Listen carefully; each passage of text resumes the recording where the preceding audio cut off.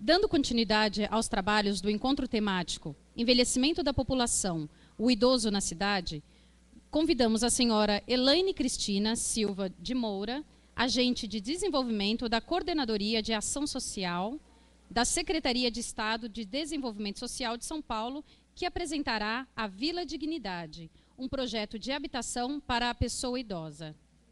Gostaria antes de registrar a presença da senhora Maria Cláudia Brandão, que é gerente de programas para demandas específicas da CDHU. Senhora Elaine.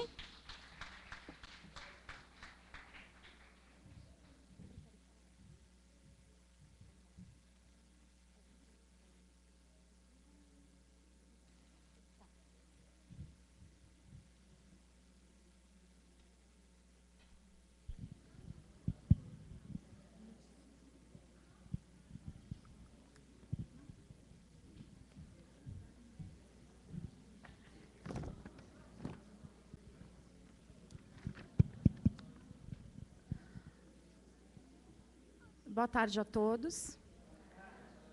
Estão todos aí acomodados. Vamos dar início à programação da tarde. Agradeço muito a atenção, a presença de todos aqui. Agradeço ao CEPAM, mais uma vez, um convite para participar desse encontro temático. Adriana, muito obrigada, e a todos colegas do CEPAM também, pela organização de um encontro tão importante, sempre relevante, discutir políticas públicas para o envelhecimento. Bom, me solicitaram apresentar o programa Vila Dignidade, mas sendo um programa complexo, com várias dimensões a serem abordadas, vamos hoje fazer um recorte específico na gestão, né? Ou seja, conversar um pouco sobre o funcionamento da vila, né? A vila viva depois da ocupação. Então, vou relatar aqui para vocês algumas experiências, alguns aspectos que, tendo acompanhado em visitas técnicas o funcionamento de alguns equipamentos em municípios, principalmente os que têm a vila há mais tempo, alguns aspectos mais relevantes para a gente compreender a gestão desse programa inovador, que muitas vezes nos traz aí questões muito básicas, né? O que é a vila, né? O que é a Vila Dignidade? Qual é a proposta de moradia para pessoas idosas neste equipamento?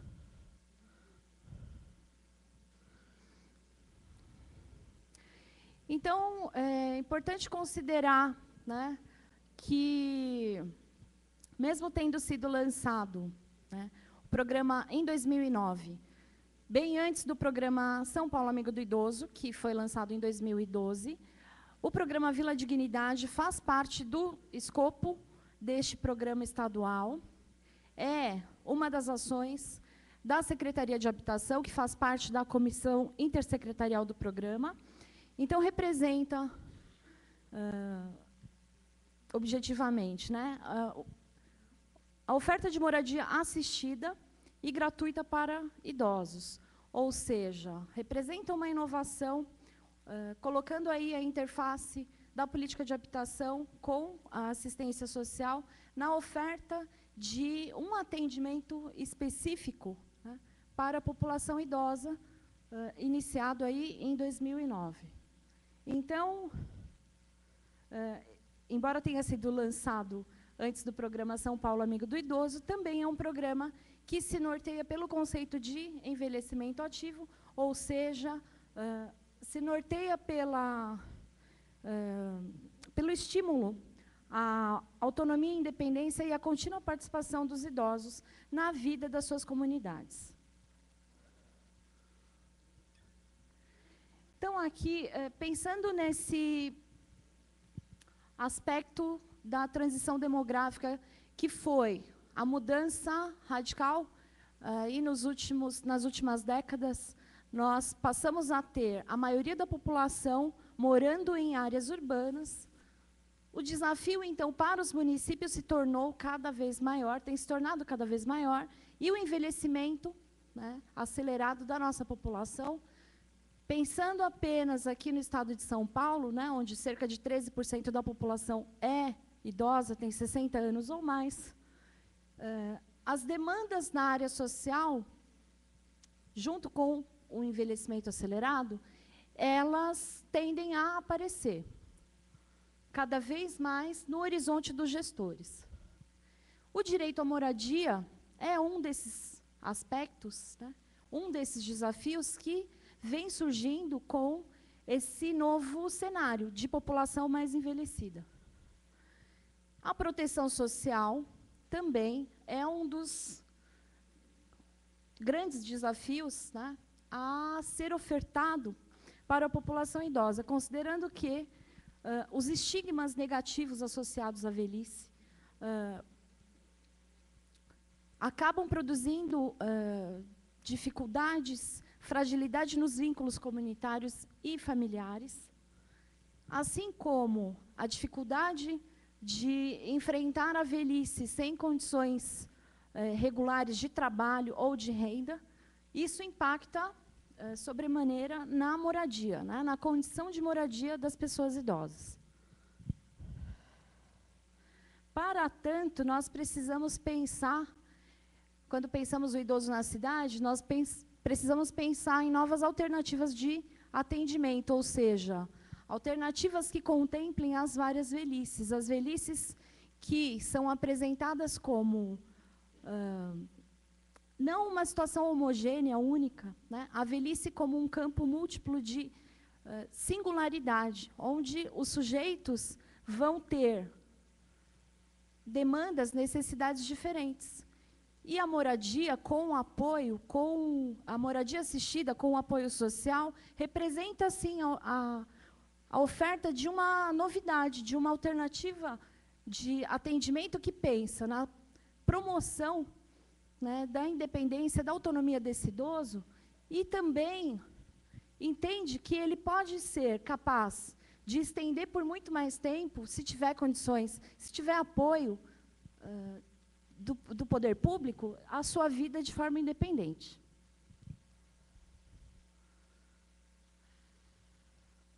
Então, aqui, é sempre bom recuperar um dos nossos marcos legais mais importantes, pensando em políticas para o envelhecimento.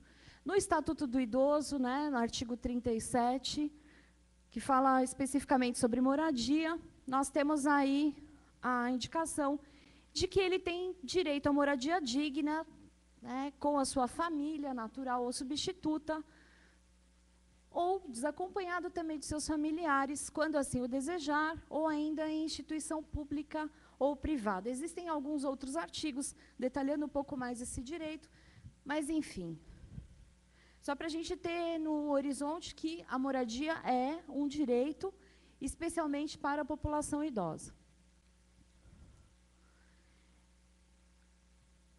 Falando um pouco dessa ideia que norteia a nossa cultura, de que a família, principalmente a família natural, é o lugar mais seguro, o lugar de proteção e cuidado, é onde o idoso gostaria de morar até o fim de seus dias. Quando a gente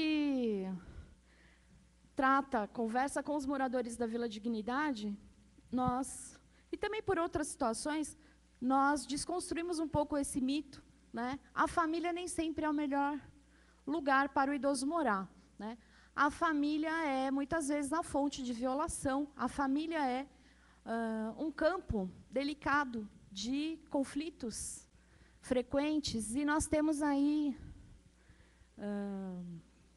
estatísticas que comprovam isso, né? Das notificações de denúncia de violência contra pessoas idosas, a grande parte dessas violações, dessa prática de violência, de denúncia, vem do agressor, identificado como um familiar, geralmente homem, e isso faz com que a gente deva se questionar e refletir sobre a oferta de que tipo de moradia nós vamos pensar para a população idosa. Será que, de fato, é melhor para ele ficar com a família? Será que não é interessante ter a opção de ter uma vida independente, né? Respeitando e fortalecendo até por isso mesmo os vínculos com seus familiares, né? Não se sentir um ônus na casa do familiar, como muitas vezes nós ouvimos relatos de idosos que se sentem muito satisfeitos de morarem na Vila Dignidade por conta dessa independência, por conta dessa preservação do seu espaço, da sua identidade, da sua singularidade, dos seus gostos, do seu ritmo de vida, né? Tendo isso respeitado, sem comprometer o ritmo de vida da família, do filho, enfim. Então, o Vila Dignidade, aqui pensando no histórico, quem tiver interesse em conhecer detalhes do convênio, porque eu vou falar especificamente da gestão, pode procurar nesses documentos o decreto estadual de 2009, tem um segundo decreto também de 2010, e a resolução conjunta da Secretaria de Habitação e das sedes, também de 2009, que dá regulamento ao programa. O programa ele envolve esses 4 parceiros, né? A Secretaria de Habitação, o Desenvolvimento Social, a CDHU e as prefeituras dos municípios. Falando bem sucintamente, existem mais atribuições, mas desenhando essa parceria de forma bem simples, bem rápida, a Secretaria de Habitação disponibiliza o recurso. A CDHU elabora o projeto urbanístico, arquitetônico e executa a obra, constrói a vila. Os municípios, eles dão o terreno e são responsáveis depois, ficam responsáveis pela manutenção e a gestão social da vila. A Secretaria de Desenvolvimento Social é responsável por fornecer as diretrizes da gestão social do equipamento e oferecer apoio técnico permanente aos municípios e à gestão também das vilas.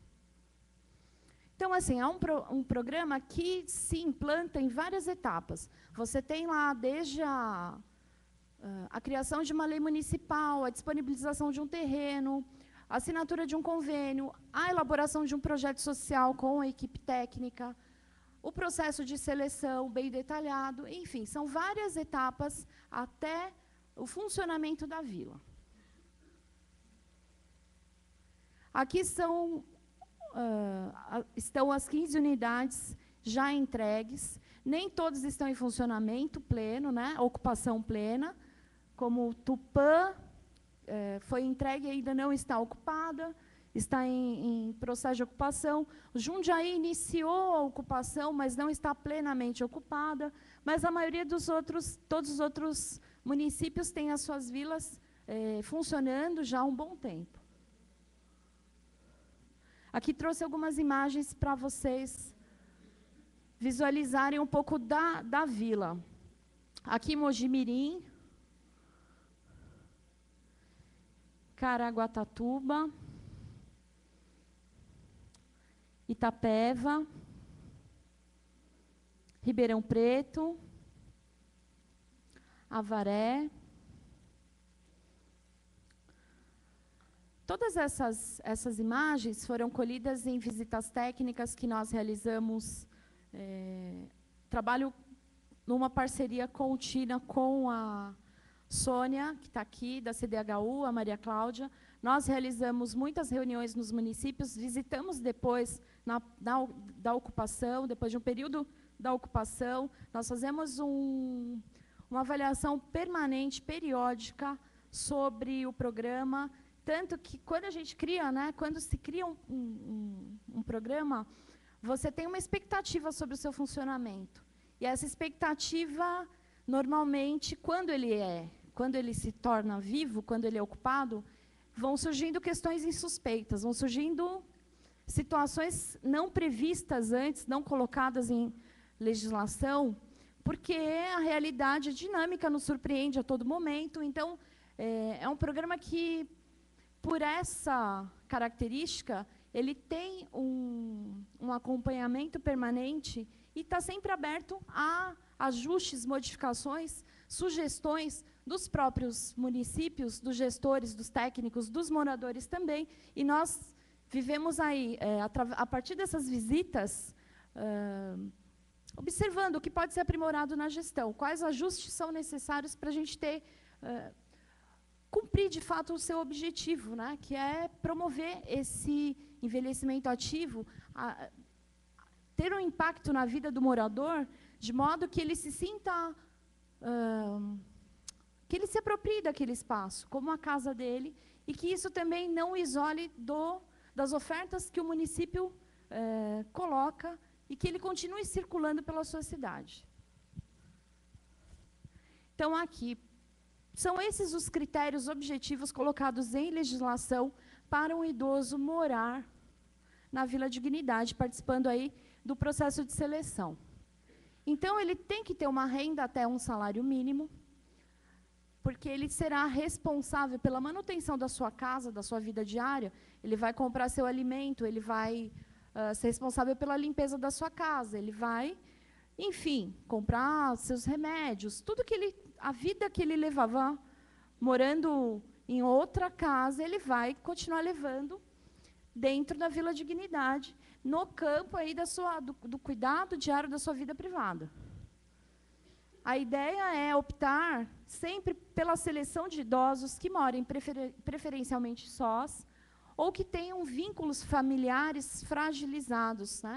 Idosos que têm algum tipo de uma situação de conflito, de violação, enfim, problemas nesses vínculos locais. Que ele more há pelo menos 2 anos no município e que, principalmente, ele seja independente para a realização das atividades da sua vida diária, que ele tenha total, plena capacidade, condição de morar sozinho, né, de limpar sua casa, de ir e vir, enfim, de ser responsável por todas as suas atividades.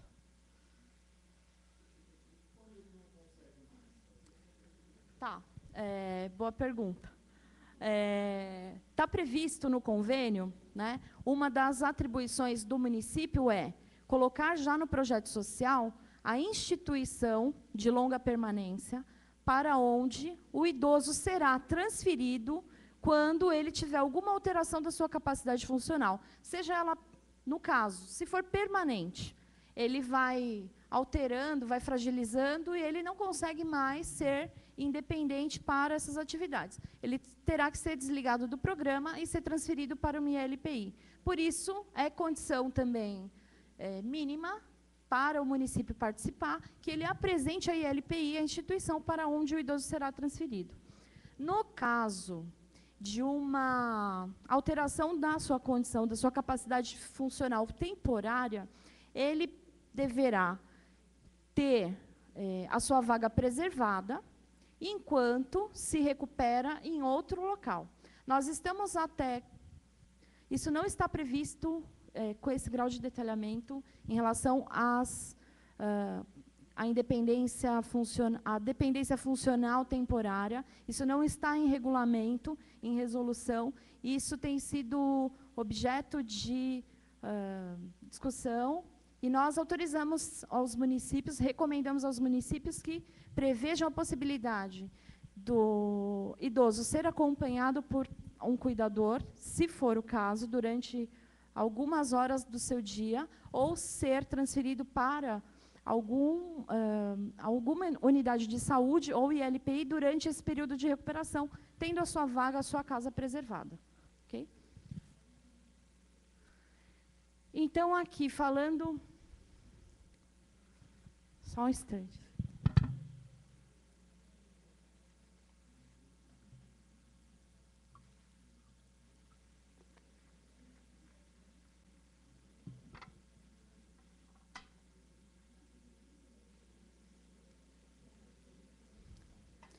Aqui, nós costumamos, quando o município está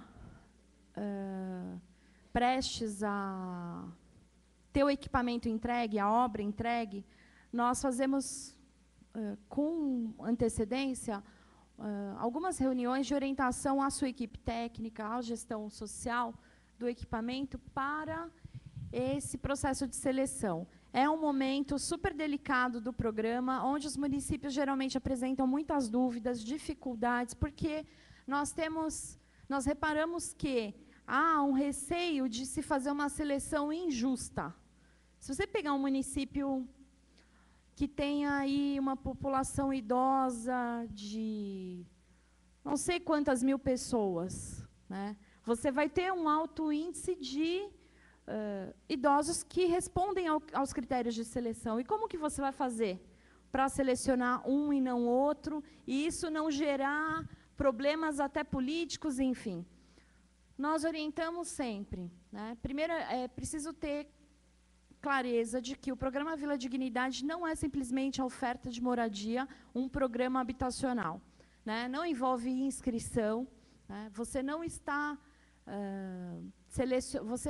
distribuindo moradia, casas, você está realizando um trabalho de seleção baseado em critério de um trabalho socioassistencial.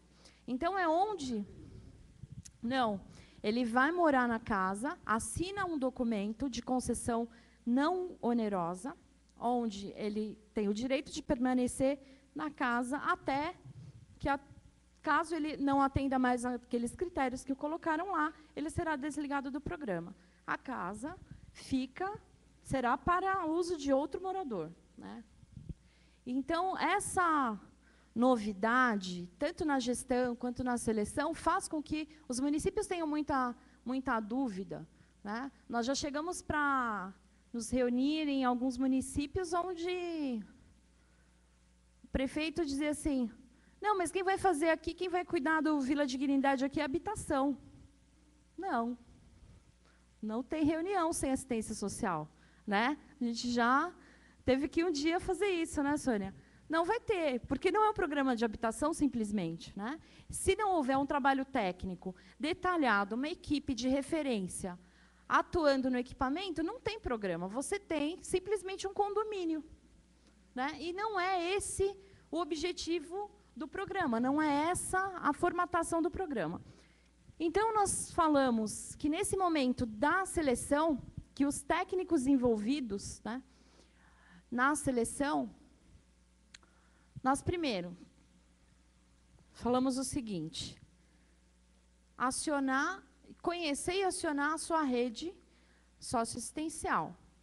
Como que está a demanda por moradia e esse perfil identificado pelos critérios, como está no seu CRAS e no seu CREAS, né?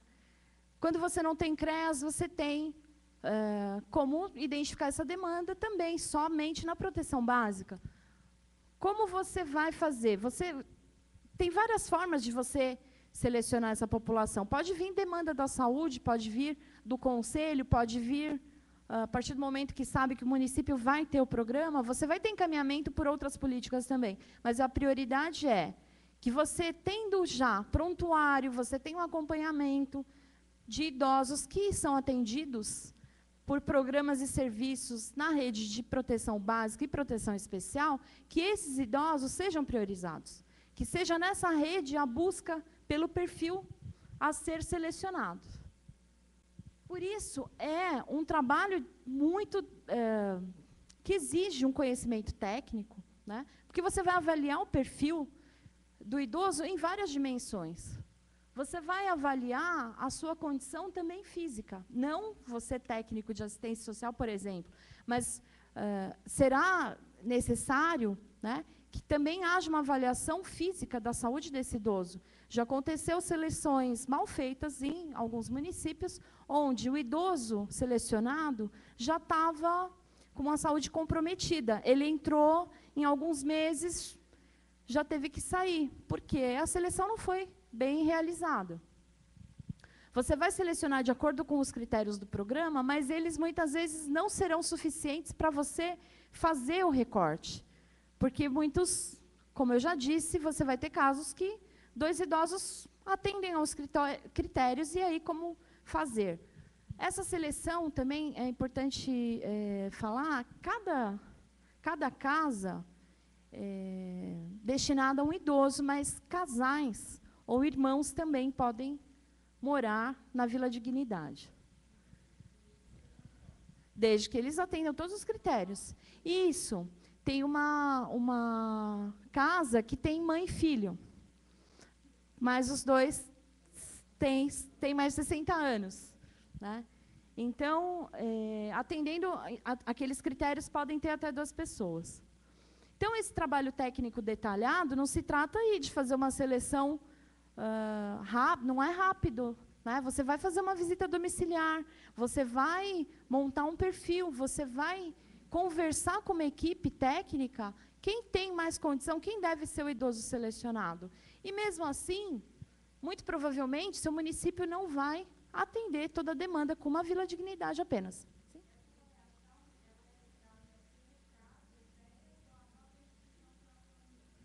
Qual instituição?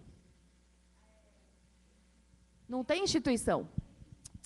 É a equipe técnica do órgão gestor da assistência social. Tá? Que aí você vai contar com o profissional de CRAS, de CREAS, fazendo essa seleção. Dependendo do município, você tem até mais profissionais envolvidos nessa seleção. Tá? Mas é sempre o órgão gestor da assistência responsável por fazer todo esse processo. Ok?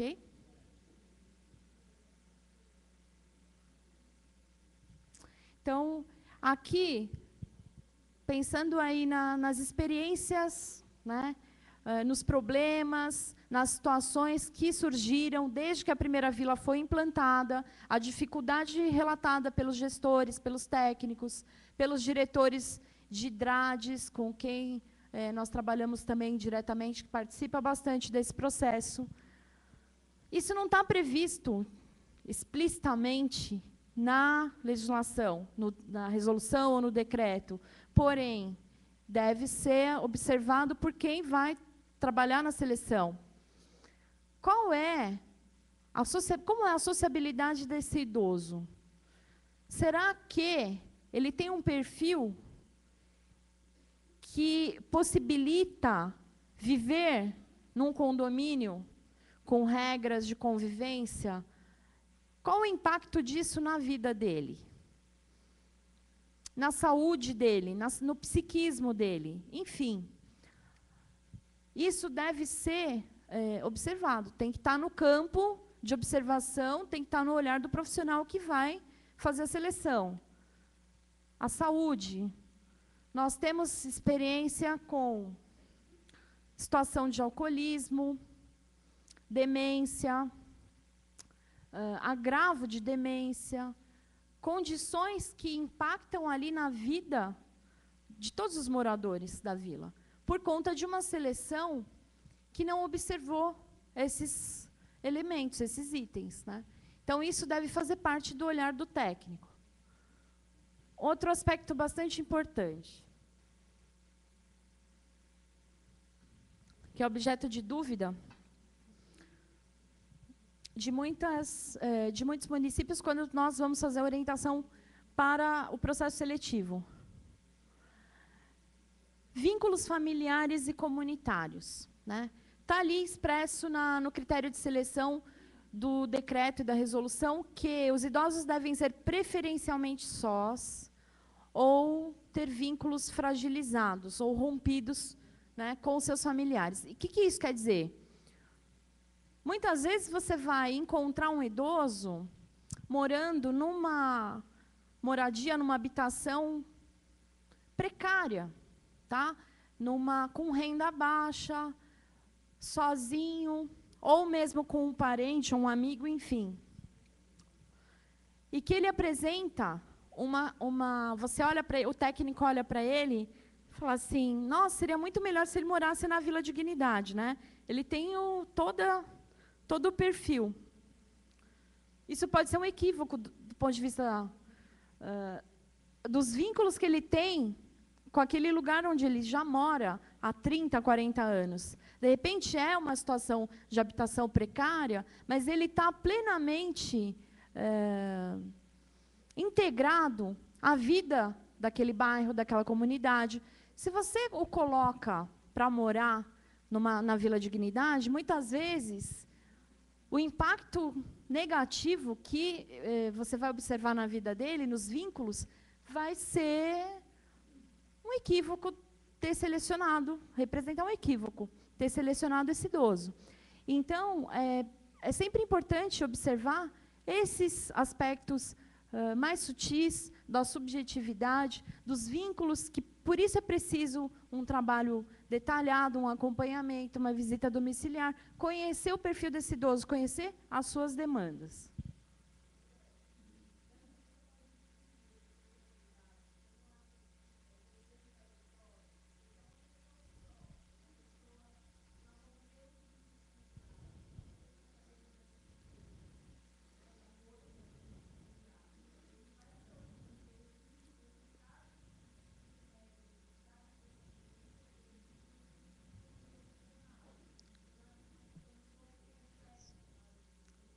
Sim, eu considero que é complexo, que é delicado, mas eu estou dizendo que, observando as experiências dos municípios que fizeram a avaliação, fizeram a seleção, sem observar esse aspecto, você pode ter problemas para a gestão da vila, e esse sujeito com dificuldade na sociabilidade, ele pode ser trabalhado em outros programas, em outros serviços da política de assistência. Ele não deve deixar de ser atendido, mas o perfil do programa talvez não seja o mais adequado.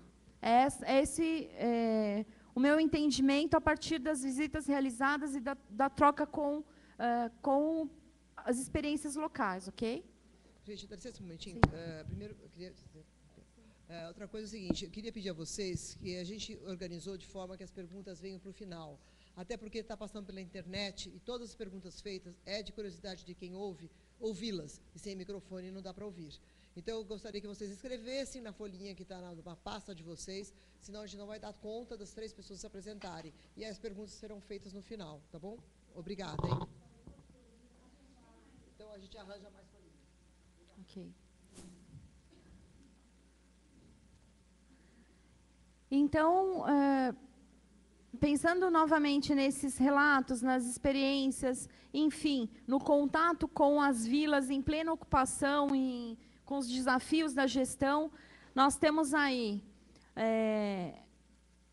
algumas questões, como conjugar, né, essa autonomia, essa independência, propostas dos objetivos do programa, com oferta de proteção social, sem ser invasivo e controlador. Como conjugar tudo isso na gestão da vila? Aqui, a equipe técnica de referência, sugerida, porque isso não está em resolução, isso está no manual de orientação para o trabalho técnico da vila, né? Nós temos aí uma proposta de alinhamento com os serviços do SUAS, de acordo com a tipificação, a equipe técnica de referência, ou seja, uma equipe técnica que não fica na vila, que fica no órgão gestor ou no CREAS, com um coordenador, um assistente social e um psicólogo, a mesma equipe que é prevista para o serviço de república. Também há a sugestão, o município deve prever qual seja a estratégia de segurança para a vila, seja um vigilante, seja cerca elétrica, seja câmera, enfim, os municípios, eles dão conta de acordo com a sua realidade, desenvolver uma estratégia de segurança. O trabalho socioassistencial esperado, sugerido, indicado a ser desenvolvido nas unidades, nos equipamentos, envolve o planejamento de atividades, né? Isso tem sido uma questão, às vezes, problemática em algumas unidades, porque você oferta e tem baixa adesão. Por que será, né? A oferta tem que vir ao encontro dos desejos dos moradores, ao perfil dos moradores. Então, planejamento de atividades no espaço coletivo, né? A vila tem ali o que foi equivocadamente chamado de centro de convivência do idoso, isso deu confusão com o nosso serviço de proteção básica, mas é um espaço de atividade coletiva, né? Os moradores devem ser, né, acompanhados, você tem que conhecer o técnico que for trabalhar na vila, fazer parte da equipe de referência, a equipe técnica de referência, tem que conhecer, tem que saber o perfil e as demandas desses moradores. Eles têm que ser encaminhados a serviços, tanto serviços socioassistenciais, programas, benefícios, enfim. Outras políticas também.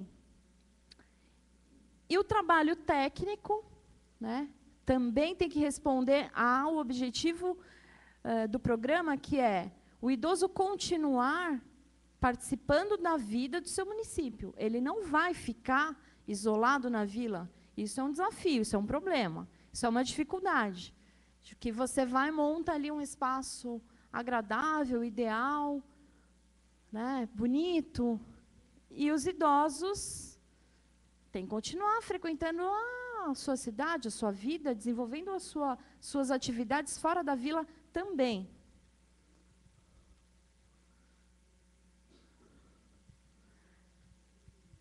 Para as equipes técnicas, né, o que a gente ouve quando conversa com quem trabalha nas vilas, a dificuldade, às vezes, de fazer administração de certos conflitos que surgem nessas relações de vizinhança, nessa vivência em condomínio com novas regras, né?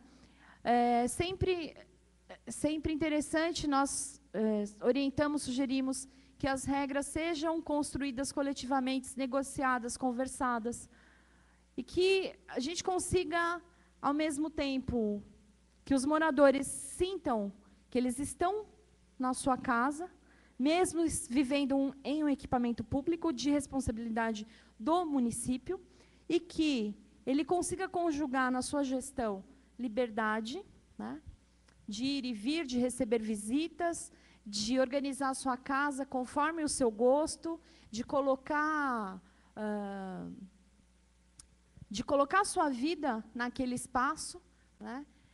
A dificuldade de respeitar o espaço alheio do seu vizinho, né? Conjugar aí certos conflitos que surgem da convivência normal, como em qualquer lugar, evitar o isolamento desses moradores, né? Evitar que eles que eles fiquem ali isolados, sem contato, que a vila seja reconhecida e incorporada à vida da comunidade e do município.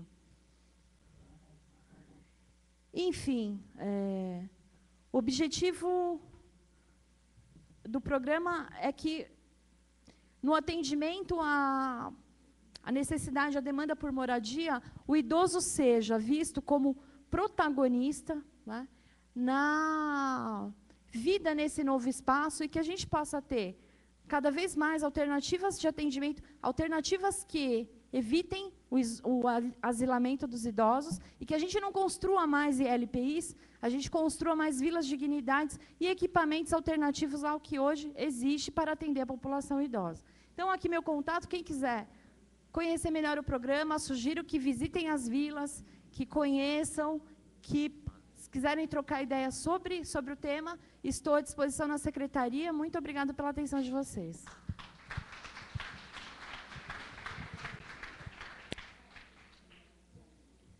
Agradecemos a palavra da senhora Elaine Cristina Silva de Moura e anunciamos agora a senhora Celiana Souza Nunes, especialista da Coordenadoria de Proteção Especial da Secretaria de Assistência Social do município de Santos, que apresentará a experiência República de Idosos, uma alternativa de moradia.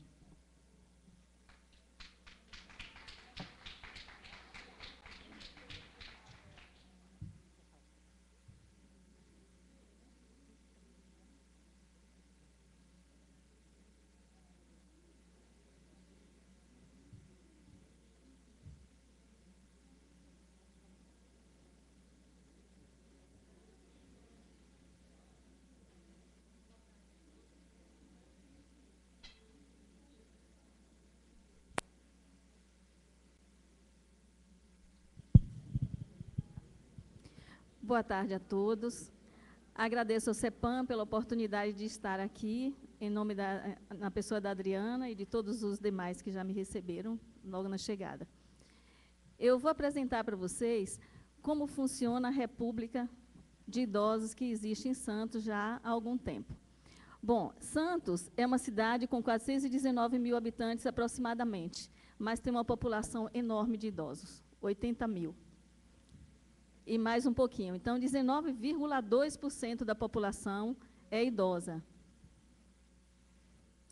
Isso já tem um pouquinho mais, gente, porque está baseado aí no IBGE de 2010. A República de Idosos, desculpa, eu sou da Prefeitura Municipal de Santos, a República de Idosos está vinculada à Secretaria de Assistência Social, né, dentro da Proteção Social Especial, como bem falou a Elaine.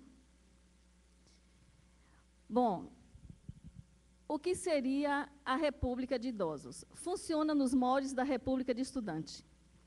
Então, é um modelo alternativo que a gente encontrou para atender essa pessoa idosa em vulnerabilidade social e econômica, né, garantindo a elas uma habitação digna, de autogestão. A primeira ideia da República surgiu em 95. Em 95 já se detectava problemas de moradia com os idosos em Santos. Creio que em outros municípios também tenha uma dificuldade parecida, mas Santos, pela quantidade, é maior. Então, idosos que participavam de centro de convivências, em 95, reivindicou o aluguel muito caro para conseguir morar, a dificuldade era muito grande. Então, pensou-se numa república para idosos, onde teriam acesso a mais pessoas e com a qualidade de vida melhorada. Qual é o objetivo dessa república? É garantir a esses idosos, né, o acesso à moradia com qualidade, mantendo a autonomia, a individualidade e a liberdade. E, além disso, criar uma rede de apoio no âmbito social, cultural, fazendo com que o idoso participe de todas as atividades da cidade, mesmo morando no órgão público. Os critérios para a inserção.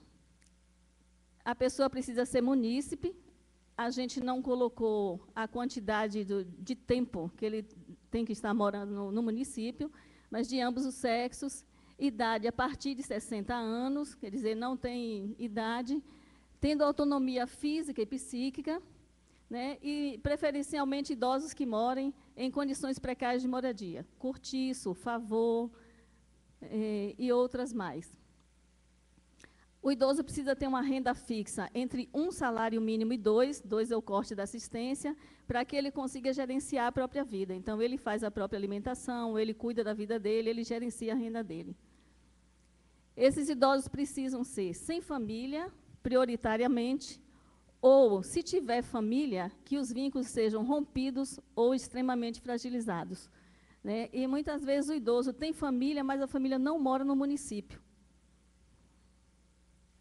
O interesse não é a gente tirar da família, é fortalecer os vínculos familiares, mas o interesse maior é atender aqueles que não têm família e que estão numa condição precária de moradia. O processo seletivo incide. Primeiro, a gente faz uma inscrição do idoso, onde são levantados todos os dados pessoais, faz uma acolhida e um levantamento da história de vida dele para entender em que contexto ele está inserido. Após, a gente faz uma visita domiciliar para averiguar a real necessidade do idoso. Por que é feita essa visita domiciliar? Porque, muitas vezes, o idoso tem uma discussão com a família e acha que, na República, vai ser a solução da vida dele, porque todos são idosos e vão pensar parecidos. E aí, quando a gente esclarece algumas situações, isso muda a ideia. Depois que a gente faz a inscrição, a visita domiciliar, a gente faz uma sensibilização para que esse idoso possa viver coletivamente. Então, é feita uma leitura de um regulamento interno. O regulamento interno contém direitos e deveres, né, de boa convivência. Esse regulamento foi montado e modificado com a equipe técnica, juntamente com todos os moradores da República. Então, ao longo dos anos, ele vai sendo modificado a partir do momento que o idoso detecta a necessidade de inserir mais alguma coisa ou de retirar, ou a equipe técnica, mas sempre em assembleia. Tem o conhecimento do imóvel. Então, levamos o idoso para conhecer o imóvel. Ele conhece o imóvel e conhece todos os moradores. Se não tiver mais de uma vaga em outros imóveis, eles conhecem todos os imóveis que têm as vagas. Conhece todos os companheiros com os quais ele vai habitar. Se tiver mais de uma vaga, ele pode escolher o companheiro e a vaga. Se não der certo naquele local e tiver outra vaga, ele pode também mudar de local, até que ele consiga viver numa qualidade de sobrevivência, de convivência mais adequada para ele. A interação com os moradores, já falei, da livre escolha da vaga, e tem a possibilidade de transferência, como já foi falado. Depois tem os trâmites legais. Ele recebe uma cópia do regulamento interno que ele leu, que ele tirou dúvida, que ele aceitou. Depois ele recebe as chaves do imóvel, assina um termo de compromisso e responsabilidade, e depois ele recebe um boleto bancário. Então, esse não é um programa totalmente gratuito. Então, acaba sendo uma locação social. Hoje, o aluguel sempre foi simbólico. Hoje está na faixa de R$ 97, R$ 98 o aluguel. E aí eles rateiam água, rateiam luz, gás, material de limpeza e se responsabilizam pela própria alimentação e por todos os outros gastos com ele mesmo. Como a Vila Dignidade, tem também uma garantia em LPI, porque quando esse idoso se torna convalescente ou dependente, ele precisa ir para algum lugar. Então, o município tem que ter esse lugar para transferi-lo. Se ele não tem família ou se os vínculos estavam rompidos, dificilmente alguém o resgata. O que sustenta, na verdade, o Programa República é o acompanhamento técnico sistematizado. Sem o acompanhamento técnico sistematizado, não tem como a República sobreviver. Então, essas reuniões elas acontecem logo quando a casa é montada, semanalmente. Quando o grupo já está com um processo de amadurecimento melhor, ela passa a ser quinzenalmente e depois mensalmente. Mas todo esse espaço de tempo entre as reuniões é estabelecido juntamente com os moradores. Nessas reuniões são trabalhados tudo que acontece na casa. Então, tudo que incomoda na casa vai para essa reunião de convivência. E ali, tudo é trabalhado, contornado, os conflitos são mediados. Trabalha-se também as distribuições das tarefas, escala de limpeza, porque esse idoso precisa se manter ativo.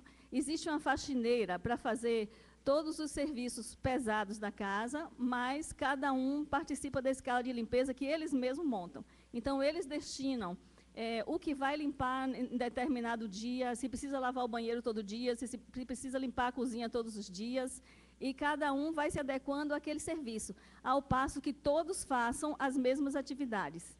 Então, as repúblicas são mistas, moram homens e mulheres, né, são 2 por quarto, e vocês imaginem aí como é para o homem que tem hoje 80 anos e que foi habituado a ser servido e não a servir, ter que viver numa vida igualitária. Então, lavar o mesmo banheiro que a mulher lava, lavar os pratos que comem.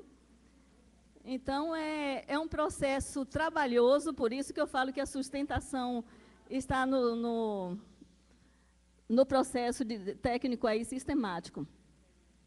E esse estabelecimento da rede de apoio, ela é muito interessante, porque assim, na área da saúde a gente informa a todos da saúde que existe uma república naquele bairro, e todos também procuram. Então, sempre que acontece alguma coisa, ou eles param no pronto-socorro, ou eles não conseguem entender um diagnóstico, ou eles não aparecem à consulta, não aparecem para pegar os remédios durante aquele período, o pessoal entra em contato com a gente.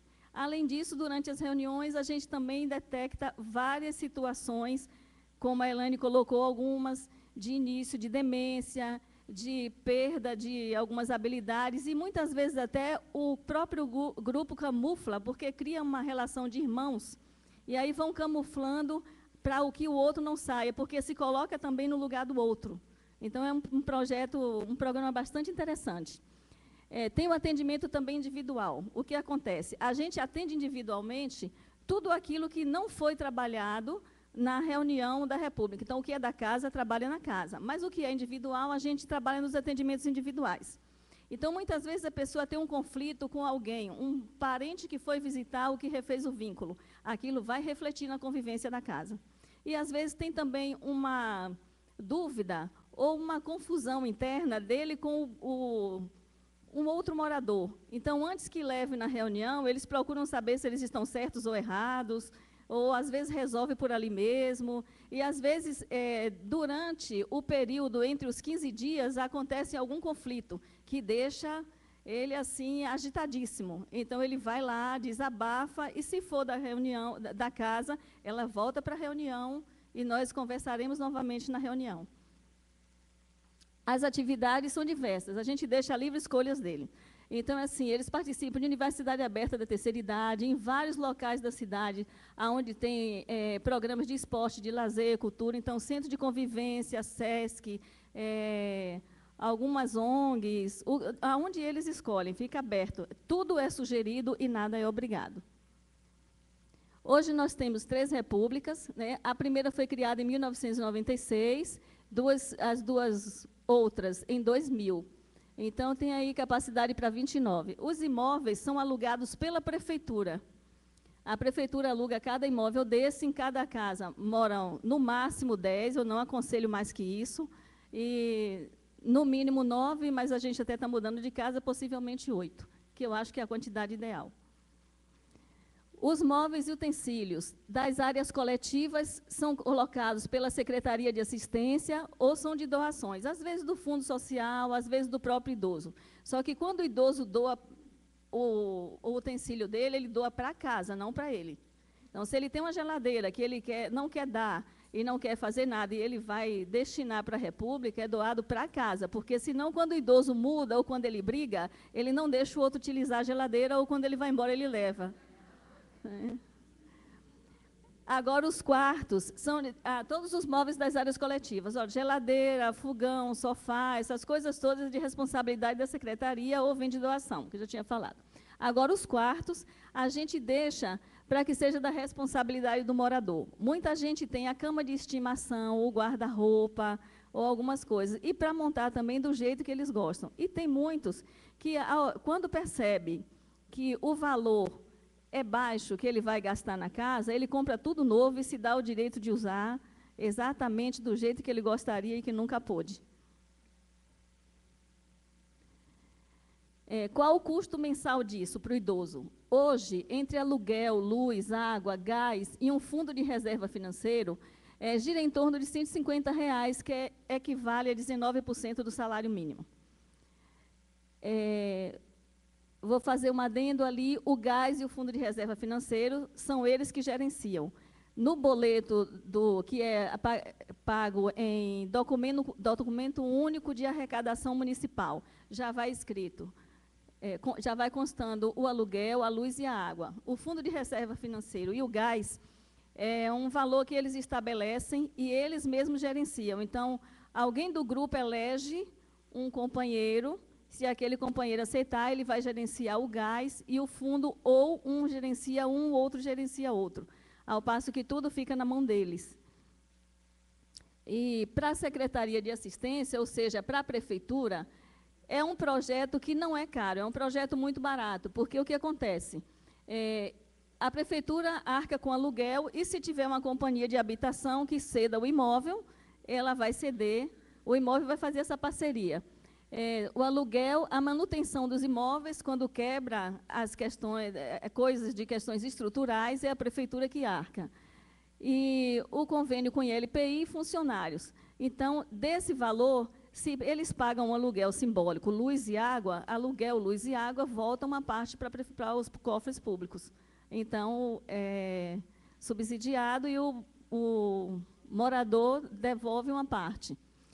O perfil dos moradores hoje, a maioria mulher, porque a maioria é mulher em todos os lugares, mas até que está equilibrado, porque tem só 64%. A faixa etária, para surpresa de muita gente, né, a maioria tem entre 70 e 79 anos, e na sequência mais de 80. O idoso mais antigo e mais velho da casa tem 88 anos.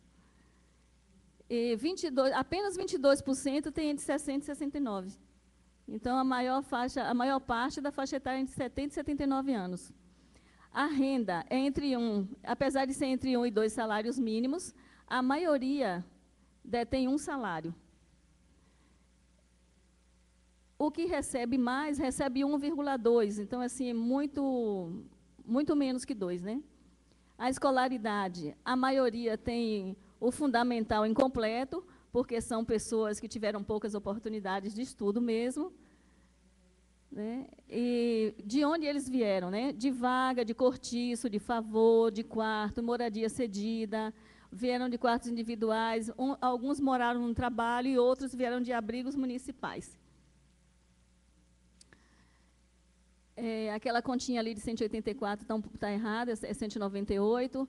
Até hoje, durante o tempo aí de 18, vai fazer 19 anos de funcionamento República, a gente já abrigou 220 idosos.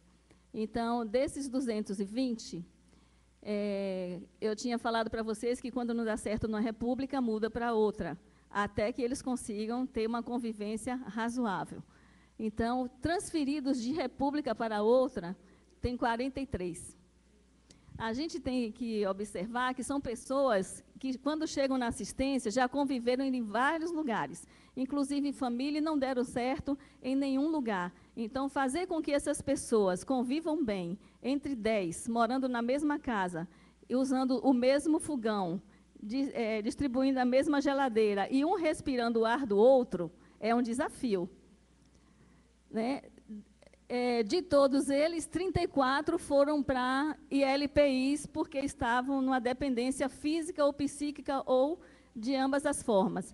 Quando o idoso também se torna convalescente, nós transferimos para a instituição de longa permanência, a vaga dele fica preservada. Quando ele fica bom, ele retorna ao local. E o outro desafio é conseguir transferir para a instituição de longa permanência, porque a gente ensina eles a manter a autonomia, a liberdade e a individualidade. E depois, embora quando eles fazem a entrevista, eles já sabem que quando se tornam convalescentes ou dependentes, eles serão transferidos para a instituição de longa permanência. É muito difícil fazer essa transição, porque eles não ganham tanto a liberdade que passam a não querer admitir a perda da autonomia. E aí, quando começa a perder essa autonomia, eles negam. E aí chega a um ponto que não dá mais para negar e são transferidos para a instituição. Aí tem que fazer uma desconstrução do que foi construído. Então, da perda da liberdade, da perda da autonomia. Uma idosa falou para mim uma coisa bem interessante: eu não quero mais ficar aqui. As minhas roupas agora têm nome. Eu tomo café a hora que todo mundo quer. Eu sou obrigada a comer o que eles querem. É o real. Mas, para quem viveu muitos anos na República, ela reclamou, na verdade, até do cheiro do amaciante, que ela não gostava. Então, são pequenas, né, nuances que faz diferença na vida da pessoa. Mesmo tendo toda essa facilidade para morar, 35 pessoas decidiram, depois de morar algum tempo, que ali era muito difícil conviver e era melhor morar só, mesmo na situação precária. O incentivo a procurar as famílias. Se todos vêm com vínculos rompidos ou fragilizados, a gente faz um trabalho de que eles voltem a procurar as famílias, que não precisa morar, mas restabeleçam os vínculos, por uma série de situações. É todo um trabalho feito com a equipe, junto com a equipe técnica. Então, e faz o trabalho também de que as famílias vão até lá. Não precisa tirar o idoso de lá, mas elas vão até lá, vão rever. E, em muitos casos, eles vão. Muitos não conseguem coabitarem, porque de 220, 32 retornou à família, né, é uma quantidade até considerável. 16 voltou ainda com autonomia. E os outros 16, a família resgatou quando já tinha perdido a autonomia, que eu acho até bem interessante. Os que saíram da República e retornaram, então, dos 35 que saíram, ou que foram para a casa dos parentes, amigos, eles solicitaram retorno à República. Então, assim, eles vão, depois eles entendem que lá também não era tão bom quanto pensava, retornam. 14 dos que moram na República foi a óbito. E uma coisa interessante, 7 casaram. Saíram da República, casaram e foram embora. esse tempo todo, 6 foi por agressão física. A gente entende que a gente imagina que o idoso não comete mais agressão física, mas comete sim. E aí, um dos itens do regulamento interno, que o idoso é desligado e não entra mais em república nenhuma, é que se ele agredir fisicamente o outro, ele vai sair. Mas, mesmo sabendo disso, alguns ainda cometem. E 5, para surpresa nossa também, as pessoas ganharam imóvel próprio, vieram de herança de tios que nem imaginava que tinha, e outros ganharam de patrão. Então, 5 ganharam imóvel próprio. A gente elencou aí uns resultados bem significativos, né, ao longo desse tempo, que é a ressignificação da própria vida. Ou seja, a pessoa entende que ela não pode mudar o passado, mas ela entende que pode fazer tudo diferente daqui para frente. E fazem. A garantia da individualidade, da autonomia, da liberdade, a pessoa protagoniza a vida dela, ela gerencia toda a vida dela, ninguém diz o que ela tem que fazer. Então, qual a diferença da república quando se mora com parente? É que, geralmente, o parente é o dono do imóvel ou é o dono daquele lar. Então, o parente dita as regras. Na república, a vida é igualitária, então todos têm direitos iguais.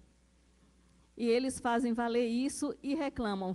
Quando uma fala assim, eu já estou aqui há mais tempo, você acabou de chegar. E aí eles levam isso para a reunião. E é muito interessante que ela fala, os direitos são iguais. Não importa quanto tempo você chegou. As meninas disseram que os direitos são iguais. E é bem interessante, né? Você se apoderam dos direitos. Constrói novas amizades, porque mesmo tendo briga, mesmo um não falando com o outro, mesmo um reclamando do outro, eles se preocupam, eles são solidários. E eles constroem novas amizades. Quando o outro sai, tem a preocupação de avisar, a gente deixa sempre claro para eles que eles não precisam da satisfação da vida, mas precisam avisar quem está em casa. Então, se acontece de um viajar e esquecer de avisar, passar um dia fora, dormir na casa de alguém e não voltar, eles ligam para a gente e vão falando, olha, fulano não apareceu, não sei o que aconteceu. Então, por mais que tenha confusão na casa, como tem na casa de todas as pessoas, eles mantêm os vínculos de amizade. Eles reconstroem a vida sentimental, é o caso do matrimônio, dos namoros. Já teve um casal que se apaixonou um pelo outro, e sendo morador de repúblicas diferentes, e passaram a morar na república enquanto casal. Ficaram lá durante um tempo, depois saíram, alugaram um kitnet e foram morar juntos. Tem maior cuidado com a saúde, porque, além de ter lá supervisão técnica, tem também o outro que vigia, informando que seu fulano está mal, ele não vai ao médico. E a gente acompanha também quando percebe a dificuldade do idoso de ir ao médico, de receber um diagnóstico, de estar pegando mesmo em policlínica todos os remédios necessários, de entender como funciona o exame, para pegar medicamento, para retornar ao médico. A gente faz todo esse acompanhamento. Eles adquiriam bens materiais que não eram acessíveis antes, passam a ter contato com a tecnologia, então a maioria tem celular, passam a atuar com máquinas de lavar roupa, cada um utilizando do seu jeito, compram um computador, atuam com micro-ondas, TV a cabo. Então, participam de conselho do idoso, como conselheiro, já tivemos uma pessoa que se tornou vice-presidente do conselho de idoso, participam em conferências do idoso e da assistência social, resgatam valores humanos, porque para viver em conjunto, no coletivo, não é fácil. No mínimo, você tem que resgatar o respeito, a tolerância, a solidariedade, entre outros. Tem os resgates dos vínculos familiares, retornam as famílias, tem a prevenção contra a institucionalização, porque quem está lá há 10, 12, 2, não importa quanto tempo, ele deixou de estar numa instituição. Então, se não tiver essa alternativa de moradia, fica mais difícil. Ocupa as horas livres, com lazer, com cursos, alguns trabalham, eles elevam a autoestima, passam a se arrumar melhor, sentem a república como o próprio lar. Eles costumam fazer isso. Aqui a minha casa, a disposição dos móveis é de acordo com o que eles querem, são eles que determinam o que fica em determinado lugar, nós não determinamos absolutamente nada, nem nos quartos e nem nas áreas coletivas. Tem um aprimoramento do convívio coletivo, que é entender a vida como igualitária, dividir as tarefas, né, administrar os recursos, mesmo na coletividade. Elaborando o regulamento interno, que eu já tinha falado, junto com a equipe técnica. Participem de universidade aberta da terceira idade, que muda a vida das pessoas, parece que não, mas elas se sentem em outro patamar. Colaboram com estudantes, vão diversos estudantes universitários fazer diversos trabalhos na área do conhecimento, e eles participam. Têm envolvimento com a comunidade vizinha, participam de eventos na comunidade, a comunidade visita. Agora vem o último, as dificuldades. Então, a dificuldade em conviver coletivamente, não é fácil conviver em família, imagina no coletivo com pessoas estranhas que se juntaram pela necessidade de moradia. Né? A dificuldade de cumprir o regulamento interno, a adaptação dos membros no grupo de moradores, quando um chega, tem receio de quem está, e quem está tem receio de quem está chegando. Então, exige um processo aí de adaptação. Tem uma tendência a reproduzir as histórias da vida dentro do grupo, que isso é mais do que natural. Tem o retorno dos aspectos que já trabalhado no grupo. Às vezes, a gente trabalha as situações no grupo 2, 3 meses antes, um ano, e aquilo retorna como se fosse da atualidade. Quando é transferido para a ILPI, eu já falei sobre essa situação, e a dependência química, em especial o alcoolismo. Muitas vezes chega dizendo que nunca foi alcoolista, mesmo a gente, ou então já parou de beber há não sei quanto tempo, e depois que começa novamente tendo as recaídas, é difícil aceitar ajuda. A aquisição de empréstimo bancário também, já chegam pessoas com bastante empréstimo bancários, com o salário comprometido, e muitas vezes, quando chega na República, consegue ter uma qualidade de vida melhor, mesmo com aquele empréstimo.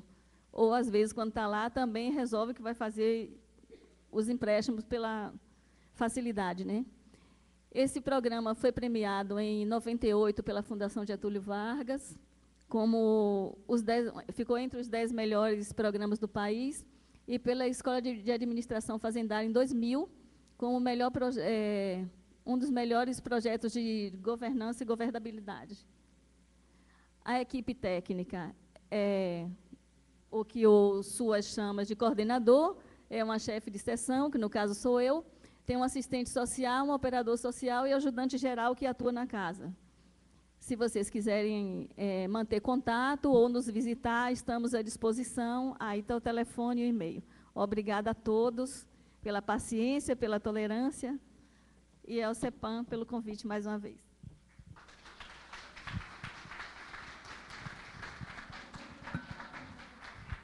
Agradecemos a palavra da senhora Ciliana Souza Nunes e anunciamos a palavra do senhor José Luiz Riani Costa, presidente do Conselho do Idoso do município de Rio Claro, que apresentará a experiência Rio Claro, uma cidade que se prepara para acolher a pessoa idosa.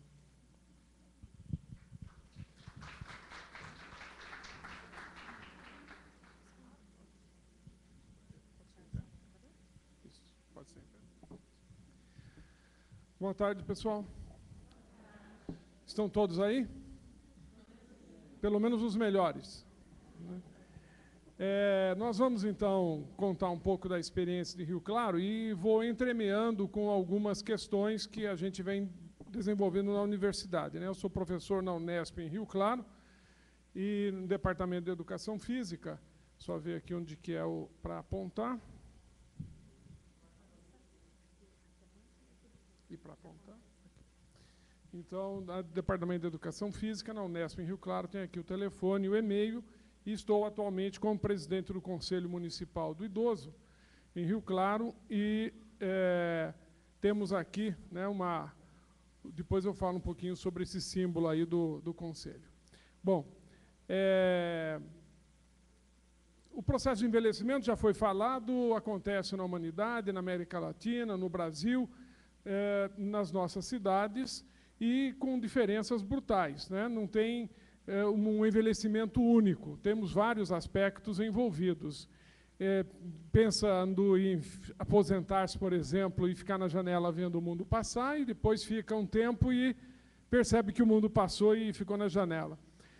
Ou aprendendo coisa nova, comemorando, recordando, frequentando a Universidade da Terceira Idade, né? A Unesp tem campos espalhados pelo estado todo, e em todas as unidades da Unesp tem uma universidade aberta da terceira idade. Mas também tem idosos envelhecendo na pobreza, na miséria, na solidão. Por isso é importante que nas políticas voltadas à população idosa, a gente tenha sempre tanto o olhar do geral quanto do específico, do individual e do coletivo, e sempre com o princípio da equidade, dando mais a quem mais precisa, né? Então, essas diferenças no envelhecimento vão fazer com que nós tenhamos as diferentes políticas, sejam elas na área habitacional, tivemos 2 experiências aqui importantes, e outras que podem ser também voltadas à população em geral. Alguns idosos envelhecem associados a um processo de adoecimento. Não é sinônimo, mas há um aumento da probabilidade de aparecer certas doenças. E, muitas vezes, precisando de equipamentos ou precisando de alguém que cuide. E, muitas vezes, o cuidador também é um idoso. É idoso cuidando de idoso, então essa discussão sobre como cuidar do cuidador é uma outra ação importante, porque é um idoso que está precisando ser cuidado, que também cuida de um outro idoso, tem um trabalho adicional. E sempre a importância de estar relacionado com o meio ambiente, com o mundo em que vivemos, né? Essa mudança no mundo todo está envelhecendo, então, os planos internacionais, seja da Organização das Nações Unidas, já tivemos falas sobre isso, aliás, parabenizar o CEPAM pela iniciativa dos 4 encontros temáticos. Não pude participar no início, ainda no ano passado, quase que viemos, mas a Marília estava terminando o mestrado lá na gerontologia e não foi possível termos participado, né? Mas já viemos acompanhando e estamos muito apreensivos com essa situação do CEPAM, né? Com a possibilidade aí de deixar de existir. Então, acho que é um momento, para quem está nos vendo também pela internet, nós que estamos aqui, pessoas ligadas aos conselhos, ligadas à administração municipal, que têm percebido a importância do CEPAM na gestão dos municípios, que a gente se posicione sobre essa situação. E o envelhecimento ativo não é ativo só fisicamente, mas é também socialmente, é também politicamente. E isso também já foi objeto, portanto, de falas anteriores. Assim como a proposta de município ou cidade amiga do idoso, que inclusive já foi citado pela Adriana hoje aqui, outras pessoas já falaram em eventos anteriores desse grupo de encontros temáticos. Eu venho da área da saúde, eu sou médico, ninguém é perfeito, né? Então eu trabalho com a questão do envelhecimento nessa perspectiva da saúde, mas a saúde como resultado do conjunto das políticas públicas, né? E o próprio Sistema Único de Saúde, o artigo 3º da Lei 8.080, fala que a saúde tem como fatores determinantes e condicionantes, entre outros, e aí vem alimentação, né? Moradia, saneamento, meio ambiente, trabalho e renda. Muitas vezes eu tenho participado em conferências municipais ou em reuniões com idosos, e uma vez eu estava fazendo uma palestra, um auditório repleto de idosos assim, e eu ia falando, vocês concordam que todo mundo tem direito à alimentação? Sim, todo mundo tem direito. Aí, quando chegou aqui, eu falei, todo mundo tem direito a trabalho e renda. Uma senhora falou, se eu puder ficar só com a segunda parte, eu agradeço. Falou, já trabalhei tanto na vida que eu queria essa tal de renda. E é esse o princípio do benefício de prestação continuada, que todas as pessoas precisam de uma renda, seja ela a forma com que a gente conseguir estabelecer politicamente, para poder atender essas necessidades vitais básicas. Mas também precisamos de questões essencialmente humanas, como educação, cultura, esporte e lazer, e muitas vezes a gente começa a analisar essas coisas aqui, e alguém fala, puxa, mas quando entra em educação, cultura e esporte, falar em lazer, então, como direito, já é frescura, desculpem, já é exagero, já é filigrana, né? Quando não, isso são os direitos humanos propriamente. Os outros são direitos animais, como disse uma vez um trabalhador do Movimento Sem Terra. São necessidades fisiológicas de qualquer animal. Nós temos direitos a essas políticas que são especificamente humanas. E, como as cidades têm crescido muitas vezes de forma não a atender às necessidades dos seus moradores, nós precisamos do transporte para que as pessoas possam ter acesso a todas essas outras ações do poder público ou do setor privado. E o nível de saúde será uma expressão dessas políticas econômicas e sociais. Portanto, a iniciativa de ter entre os encontros temáticos um sobre o idoso na cidade é fundamental, né? E essa ideia da inclusão do idoso na cidade, que foi também já abordado pela manhã. Mas tem uma discussão que a gente faz sobre saúde e envelhecimento. Alguns idosos desenvolvem o chamado projeto doença. O que é isso? É o idoso que está com seu nível de saúde mais ou menos estabilizado e ninguém sabe, ninguém percebe, ninguém fala com ele. Aí, quando ele fica doente, pronto, precisa levar o vô no médico. Aí ele entra na agenda da família, faz a consulta, pede exame de imagem, tem que marcar, tem que fazer jejum, começa a tomar remédio, tem retorno marcado. Gente, ele estava morto para a família, para o Estado e para a sociedade, com uma doencinha, ele voltou na pauta da sociedade, da família, do Estado. Portanto, se a gente não oferecer outros projetos melhores que o projeto doença, o idoso vai ficar com esse projeto, que esse dá certo.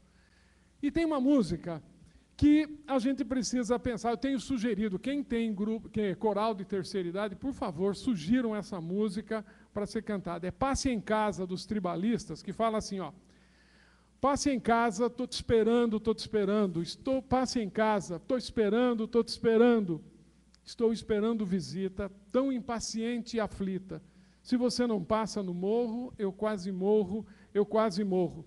Estou implorando socorro, ou quase morro, ou quase morro. Vida sem graça se você não passa no morro. Então, a gente como cidadão, como família, como profissional, tem que lembrar que os idosos estão cantando essa música em silêncio para a gente. E aí, as políticas públicas, não só no nível internacional, mas nacional. Então, uma das diretrizes da Política Nacional do Idoso, reiterada pelo Estatuto do Idoso, é a descentralização político-administrativa.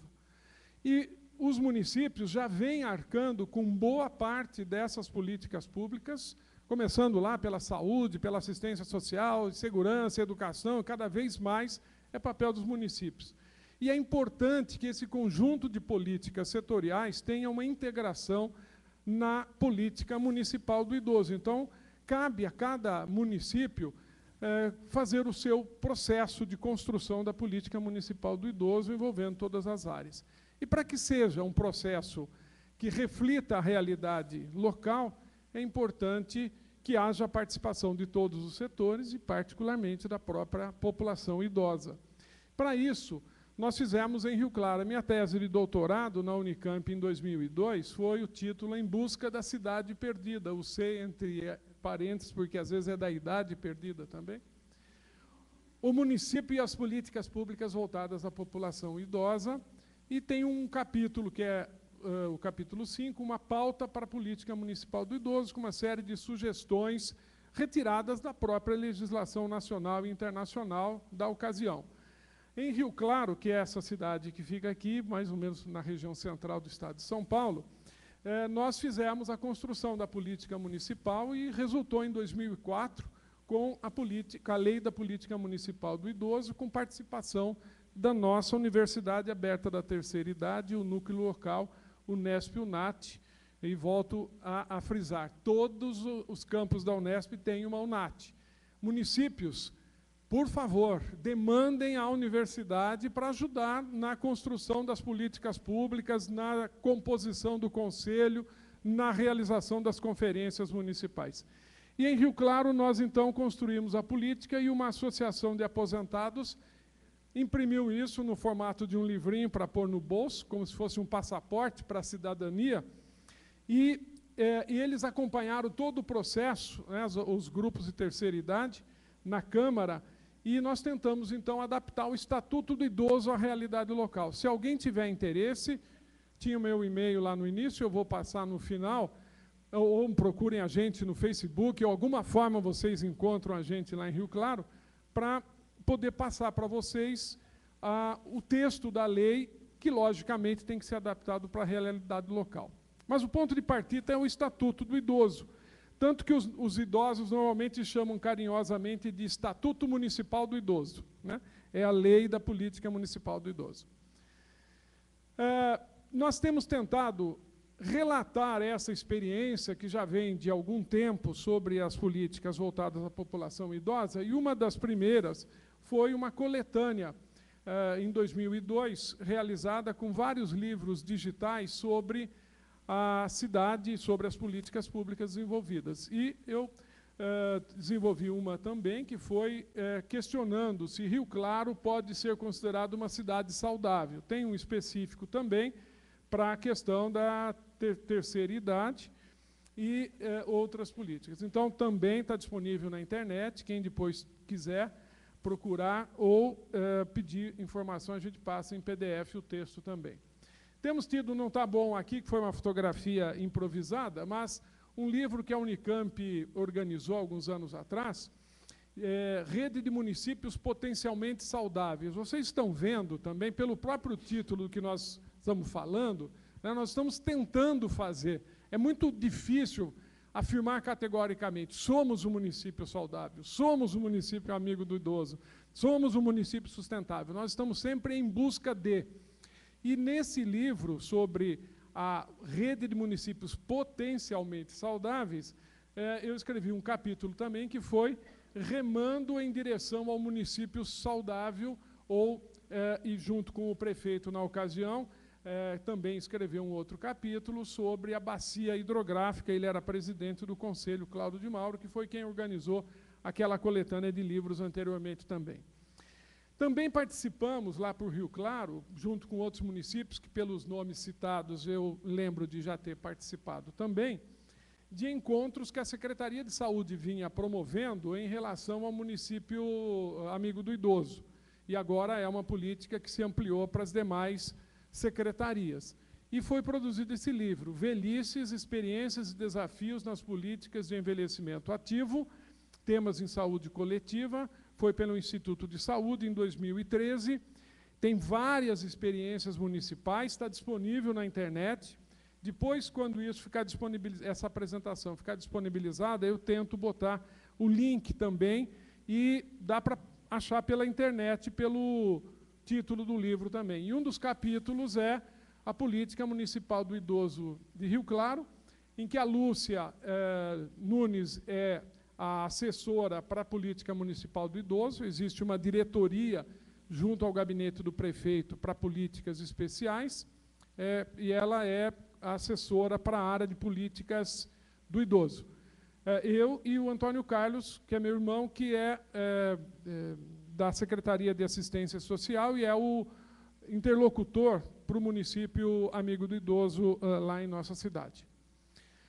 Também a UNAT Central organizou um livro, UNAT Espaço Aberto ao Ensino e à Criatividade, duas professoras da Unesp que coordenam em nível central, e lá por Rio Claro nós escrevemos alguns capítulos. Um deles é Unesp-UNAT e as políticas públicas voltadas à população idosa, em que eu, a Marílios, que é minha esposa, é assistente social e mestre em gerontologia, e o Sebastião Gobi escrevemos esse capítulo juntos. A Marílios também, durante a elaboração do mestrado dela, acabou produzindo 2 artigos que estão disponíveis no portal do envelhecimento: o papel do controle social nas políticas públicas para idosos no Brasil, e conta também um pouquinho da experiência de Rio Claro nessa questão, mas um pouco mais no outro, que é a rede de suporte social na velhice para além da família e dos amigos. É o papel da rede formal, e ela analisa um pouquinho a rede formal de suporte social ao idoso em Rio Claro, também com base naquele capítulo do livro Velhices, lá da Secretaria de Saúde. Então, são algumas das divulgações que a gente tem feito. Em relação a tudo isso, a importância já foi falada ao longo desses encontros todos, do protagonismo do idoso e do controle social das políticas públicas voltadas à população idosa. Nós temos o Conselho Municipal do Idoso, aqui está uma foto da composição anterior, uma parte mantida, o Parlamento do Idoso, o Antônio Carlos, esse daqui, a Casa dos Conselhos é uma infraestrutura para suporte aos conselhos da secretaria, ligados à Secretaria de Assistência Social. Então, essa semana mesmo tivemos uma reunião conjunta de todos os presidentes dos conselhos para tentarmos estabelecer uma pauta conjunta, né? Porque o idoso também é uma boa parcela, inclusive mulher, que é a responsabilidade do Conselho de Direitos da Mulher, que muita dessa população também é a população negra e tem um Conselho da Igualdade Racial, que também tem as carências sociais. Então, nós temos a tentativa de integração dos conselhos, a existência de uma casa de conselhos, as reuniões são aí, e uma infraestrutura com algumas pessoas. Existe o Parlamento Municipal do Idoso, que foi uma proposta da Conferência Municipal, mas que também tem uma lei municipal que criou o parlamento, né? A gente ia chamar de Senado Municipal, né? A ideia de sênior, né? Que é a ideia do Senado, mas ficou Parlamento Municipal do Idoso. Aqui algumas pessoas que fazem parte de um outro grupo do protagonismo, aliás, chama-se GPS. Grupo de Protagonismo Social do Idoso, GPSI, do idoso. Então, e são idosos que estão envelhecendo bem e que podem ajudar outros idosos que não estão tendo esse mesmo processo de envelhecimento. E não só, também com muitas ações intergeracionais. Aqui uma reunião do Conselho, lá na Casa dos Conselhos. Temos usado, de vez em quando, a tribuna livre na Câmara para, também em nome do Conselho, falar para os vereadores e para a comunidade, que isso é transmitido também em TV local. Isso tudo por causa de uma frase que o movimento das pessoas com deficiência tem levado no mundo todo, que está em inglês ali, mas traduzindo em português é assim, ó, nada sobre nós sem nós. Eu achei muito significativa essa frase, né? E não dá para falar em políticas voltadas à população idosa sem que a própria população idosa seja protagonista nesse processo. Essa é uma publicação, eu tenho aqui alguns exemplares, aliás, desses livros que eu mostrei, alguns também estão aqui, eu vou distribuir alguns aqui, que puder ir passando, se puder pegar um por município, por favor, ou por instituição, depois tem alguns outros lá atrás. Mas essa ideia de compartilhar com vocês que essa publicação, nessa semana, foi distribuída e que conta alguma das políticas que nós estamos referindo aqui com vocês. Então, fui apertando, acho que aqui. Né? Pulou muito. Como é que a gente volta? Pulou muito. Foi isso. É aqui, né? Não, acho que é para cá. O computador está ali, né? Vamos. Bom, então aí. É uma publicação, então, organizada pela Assessoria da Política Municipal do Idoso e Fundo Social de Solidariedade, e também nós vamos disponibilizar, quem não tiver o exemplar em mãos, nós vamos depois disponibilizar na internet. Tem aí algumas políticas, né, na questão da saúde, não é só falar de exame médico, de vacina e de remédio, mas é falar de promoção da saúde, os grupos de atividade física que tem em todas as unidades de saúde. É também a questão ligada com a Secretaria de Esportes, com várias modalidades oferecidas. Muitas vezes o esporte na terceira idade, alguém fala assim, é só para ficar lá brincando. É promoção da saúde, primeiro. Segundo, integração social. Terceiro, nós vamos falar, já foi falado aqui sobre calçadas, falamos sobre rampas, falamos sobre muitas coisas de mobilidade do idoso. Tem algumas pesquisas lá na universidade que mostram que o idoso fisicamente ativo, participando de programas de atividade física, o risco de queda é muito menor, a possibilidade de se deslocar na cidade. Então, nós temos que mexer na calçada, temos que mexer na rampa, temos que mexer num monte de coisa. Mas, se não dermos ao idoso condições de músculo, de articulação, de saúde no coração, para poder enfrentar essa cidade, não vai adiantar muito. Então, tem que ser um trabalho conjunto. A mobilidade implica na atividade física para idosos. Então, não é só como esporte, mas o esporte também é interessante. E a possibilidade de discutir sempre a distribuição desses equipamentos no espaço do município, não só da cidade, porque a área urbana hoje predomina, mas tem idosos envelhecendo nos distritos, nos bairros rurais. Então, quando nós pensamos em equipamentos para idosos, temos que pensar na população toda e no princípio da equidade, né? Dar mais a quem mais precisa. Então, a importância também de ter esses clubes populares com ações intergeracionais de preferência. Na questão do meio ambiente, que é uma das áreas que as políticas do idoso mais estão caladas, e que as políticas de meio ambiente praticamente não falam do idoso. É um silêncio de ambas as partes. Nós temos tentado mexer nisso. Então, recuperar os rios e organizar áreas de vegetação, que lembrem os antigos quintais. O Parque da Água Branca aqui, eu cito em tudo quanto é lugar. Tinha que ter essa tentativa de recompor a vida na fazenda, no sítio, né? Os passeios ecológicos, incluindo atividade física, história, geografia, né, biologia. E tem em Rio Claro, eu e a Marilis temos 5 filhos. E a mais nova fez ecologia. E quando ela estava começando a estudar, na faculdade, no curso de ecologia, ela conversou com meus pais sobre como era Rio Claro quando eu era criança, 50 e tantos anos atrás. Aí, ela ficou encantada com uma série de informações. E foi buscar na literatura, a gente foi junto e nós escrevemos um trabalho que foi apresentado no Congresso, que é Vovô e Vovó como Educadores Ambientais. E, se alguém quiser também, a Melissa, agora tem o Machado, depois, né, que ela está casada. E nós, com essa ideia também, organizamos uma exposição, a história feita por nós. No finalzinho eu mostro alguns slides dela. E uma outra questão do meio ambiente é pensar no meio ambiente urbano construído, arquitetônico, que também é importante. Então, desenvolver políticas de recuperação da antiga paisagem urbana, tanto a natural quanto a produzida pelo homem, buscando oferecer à população marcos que permitam sentir-se integrada à cidade e à sociedade. O idoso se sente estranho, estrangeiro na sua própria cidade, muitas vezes. E aí uma outra filha nossa, que é fisioterapeuta, fez... Olha o nepotismo. Gente, ela não ganhou nada para isso, ela só trabalhou. E não foi por... quer dizer, não foi assim por obrigação, né? Foi por um aconselhamento muito forte, né?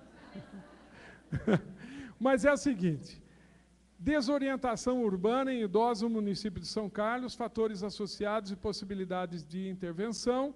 A Larissa, e uma das coisas são as mudanças na cidade, no trajeto do ônibus, nos marcos da cidade que fazem o idoso se perder.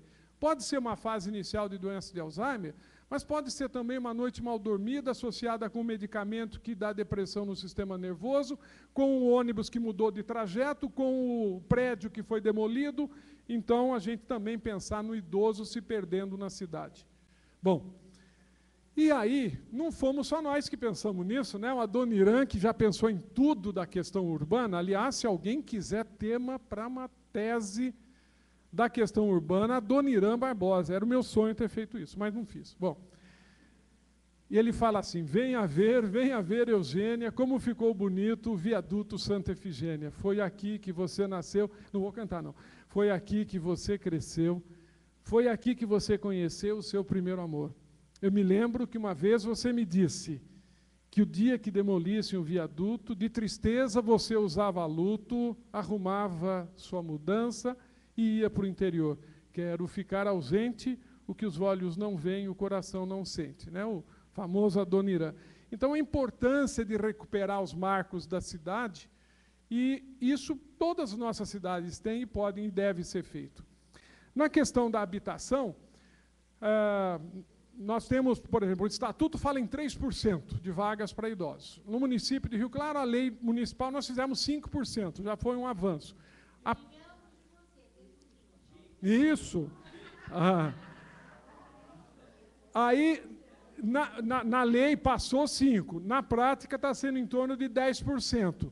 Mas é isso, se os idosos são 12%, por exemplo, em Rio Claro, 14%, 18% em Santos, é importante que seja um reflexo disso.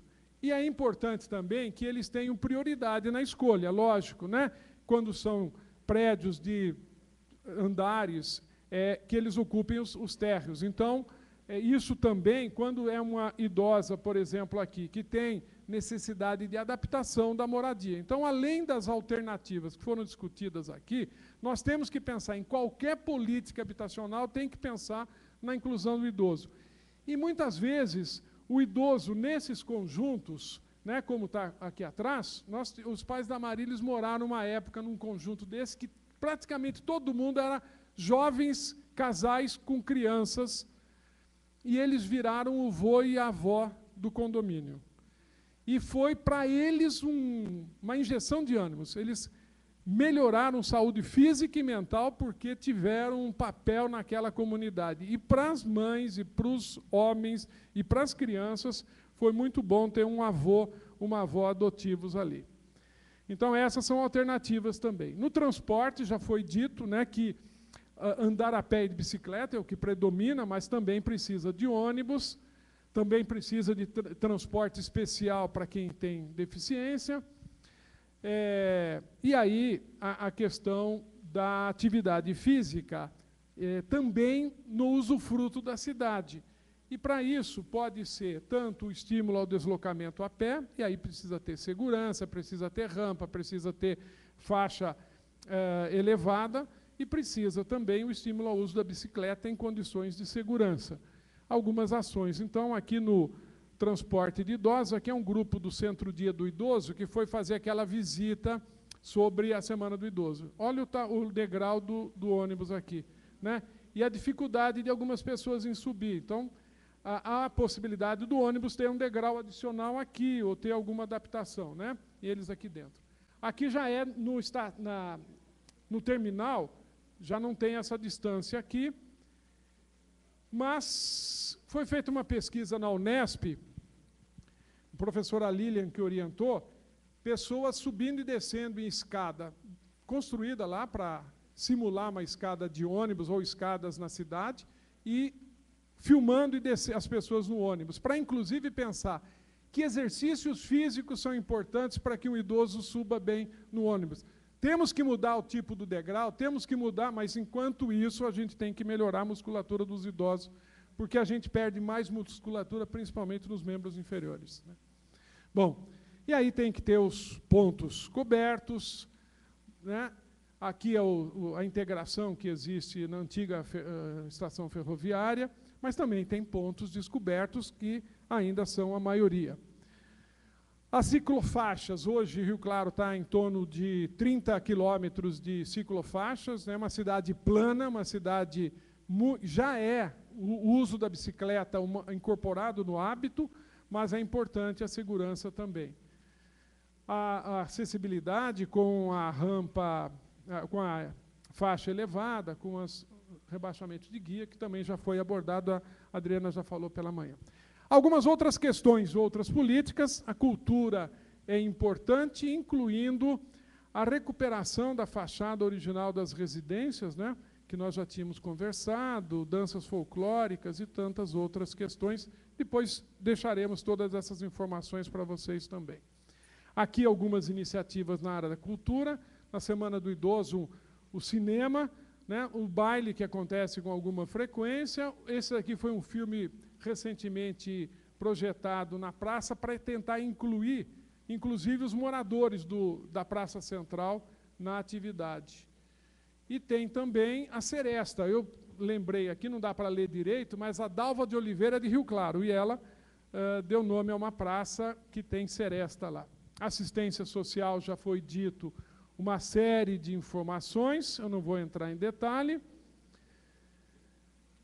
O turismo é importante também para aquilo que acontece na própria cidade, na região, e não só ficar pensando em turismo de grande distância, e, se possível, integrando com atividade física, cultural. Aqui, um ônibus para viagens fora do município e uma jardineira, um ônibus adaptado para o turismo local, né, que tem grupos de terceira idade que fazem frequentemente os passeios. A segurança pública é importante e, no dia 15 de junho, acho que todos os municípios fizeram aí ações em relação à violência contra a pessoa idosa. Esse é um folheto, se algumas pessoas quiserem também. Temos alguns exemplares aqui depois, mas todo mundo deve ter feito já a sua ação nesse sentido. Eu vou passar rapidamente, já estou esgotando aqui meu tempo, sobre patrimônio histórico e arquitetônico. Aqui, por exemplo, vou passando alguns slides de fotografia. Quem não conhece Rio Claro também não vai conhecer aqui, mas está convidado a ir lá. Aqui é a Sociedade Italiana, um prédio antigo e com muito significado para a comunidade italiana da cidade, Riani, né? Bom, então, ia demolir esse prédio aqui porque iam construir um outro edifício semelhante àquele aqui. E aí o que foi feito? Uma preservada a fachada, então essa primeira parte aqui ficou mantida e o prédio foi construído aqui na parte de trás, né? E isso é importante, que não seja só uma iniciativa isolada, que esteja inclusive previsto na lei. Outra questão, Rio Claro é uma cidade muito plana, um quadriculado perfeito, né, do xadrez, lá inclusive é por número as ruas, é um cartesiano ao máximo, né? Mas tem um riozinho, o Córrego da Servidão, que corre a cidade. E, inicialmente, olha só, o rio foi sendo ocupado no seu entorno, e aí mataram o rio, né? E é isso que acontece normalmente. Aqui tem uma foto da época e um escrito mostrando que foi retificado também o traçado do córrego. E aí, quando está morto, enterra, né? Então, já que matou o rio, agora enterra. E aí põe o concreto em cima e faz uma avenida de fundo de vale que proliferou em todas as cidades, deu muito lucro para a indústria da construção civil e do cimento. Aqui está a Avenida Visconde de Rio Claro. E aqui é o chamado Espaço Livre da Visconde, que aqui jaz o córrego, então ele está morto aqui embaixo, né? Mas olha o progresso que isso trouxe para a cidade. Ironicamente. Bom, e aqui o Espaço Livre era um campo de futebol chamado Aguinha. Olha só o nome, Aguinha. Por quê? Tinha nascentes ali, era um charco. E aí tinha nascentes também um pouco para cima, foram represados e aí construiu o Lago Azul, que é aquela fotografia que também tinha na abertura dos meus slides aqui. Bom, esse daqui é a Central Elétrica de Rio Claro, né? É um orgulho na cidade, foi a primeira cidade do interior paulista a ter energia elétrica. O Eloy Chaves foi dono de uma empresa de energia elétrica, Companhia Elétrica de Rio Claro, que abastecia uma região muito grande.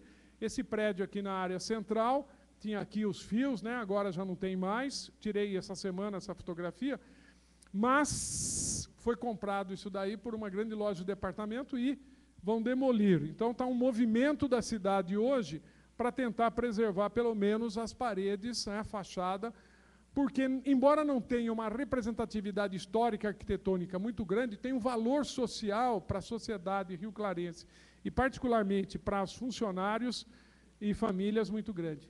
A mesma coisa aconteceu com a indústria de tecidos da Matarazzo, que foi construído, foi adaptado e fez o shopping. Eu não tenho a fotografia do shopping aqui, mas ele mantém essa parede aqui com as janelas. e tem um projeto agora para ser reformulado e tirar essa parede também. Aqui é um prédio que já foi demolido, mas isso daqui é de 1927, essa foto, quando o Rio Claro fez o primeiro centenário. E tinha uma lei de incentivo fiscal para casas que tivessem jardim na frente, porque todas as casas vinham até a rua, né? E essa daqui tinha, por exemplo, um abatimento de imposto. Olha o carrinho aqui estacionado. Aqui um outro momento, ela foi mantida até muito recentemente, e atualmente ela foi demolida e virou uma farmácia aqui na esquina. A prefeitura fica desse lado aqui. No site da prefeitura, este local e outros, aparece o seguinte, ó, aparece a foto assim, com antes. Aí você passa o mouse em cima e aparece o depois. Então, para cada alguns locais que foram modificados. Mas tem lugares que estão preservados. Aqui, por exemplo, foi um dos primeiros teatros também no interior, o Teatro Variedades, né, tinha uma sacada aqui. Aqui é um outro momento dele, já foi fechado aqui em cima. Essa foto é dessa semana. Hoje é um supermercado de local que funciona dentro aí. Aqui era a bilheteria do cinema, né, que a gente chegou a frequentar algumas vezes lá. Aqui também uma outra fachada, só que de uma casa bem antiga, e esse daqui eu tirei de uma outra posição, o semáforo estava abrindo, eu tinha que sair, mas aqui atrás funciona uma casa, né, de shows, de dança, o Madalena, que funciona nos fundos, está mantida a fachada também. E aqui algumas casas comerciais que vêm mantendo a arquitetura original da casa. A ferrovia tem uma importância grande na cidade. Aqui o primeiro trem chegando a Rio Claro, eu não estava lá. Aqui. Mas eu andei nessas charretes aqui. Né? Olha, andar na chuva na charrete com aquele negócio puxado na frente era uma delícia. Então, aqui, na frente da estação, outras fotografias da frente da estação, que está mantida. A ferrovia também, em várias cidades do interior, dividia a cidade em duas subcidades, ou uma cidade e uma subcidade, muitas vezes. E aí algumas porteiras faziam a comunicação, né? E aí o pessoal todo cruzando aqui a ferrovia. Aqui é um canto do jardim público. Naquela exposição, uma senhora falou que, quando viu essa fotografia ampliada, ela falou: eu me senti na rua como se estivesse pisando nesse calçamento aí. E aqui foi um Cine Variedade, Excelsior, num outro cinema, que continua o mesmo prédio. Hoje, nesse lugar aqui, é um edifício, o primeiro prédio de Rio Claro, que foi... e aqui as charretes na área central também. O Horto Florestal é outro marco da cidade, que também os idosos estão utilizando bastante, os grupos, vários eventos para a população idosa têm acontecido na Floresta Estadual.